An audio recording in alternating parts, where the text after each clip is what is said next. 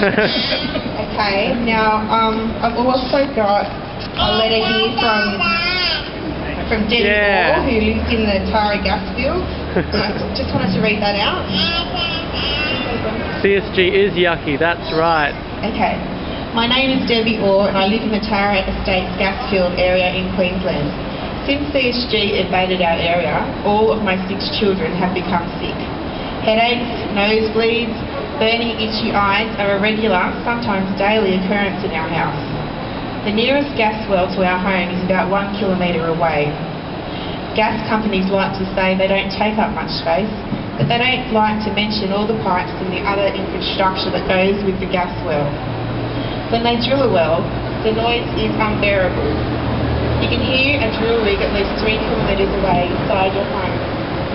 Above all your kids being extremely loud and the TV noise, it is bad. My neighbour's walls cracked. My dam cracked and drained.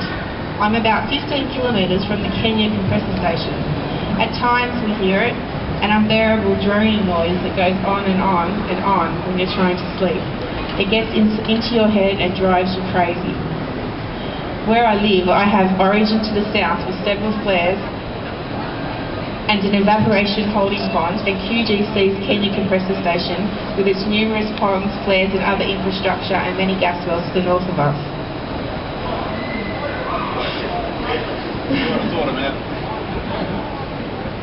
And if the wind blows from either direction, we have worse impacts. I know of at least 26 other families who are experiencing the same thing, and the distance from the gas wells and other infrastructure varies. If you think your government will protect you, put safeguards in place to protect you, and think again. We were fool enough to think the government will protect us. They didn't. The government is only interested in protecting CSG companies. They are aware of the health impacts and still do nothing to protect us. Queensland Health's dodgy investigation even recommended air monitoring amongst other things. And yet here we are, 7 months after the report was released and still none of the recommendations have been implemented.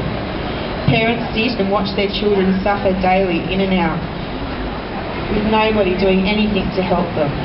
And they can contemplate just what will be more humane. A quick end to the suffering or being slowly poisoned by CSG. I am seeing teenage children cutting themselves because they cannot handle the headaches and nosebleeds anymore.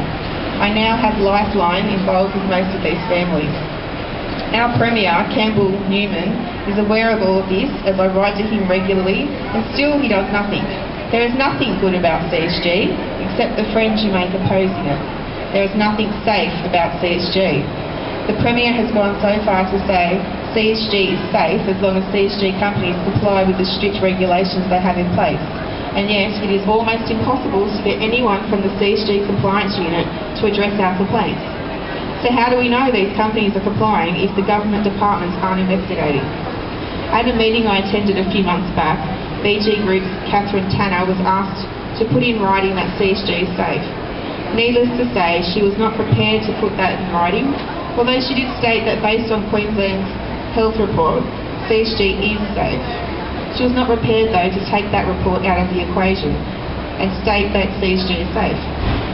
A 2-kilometre exclusion zone will not protect you from CSG. You need to protect you from CSG. Once the damage is done, it cannot be undone.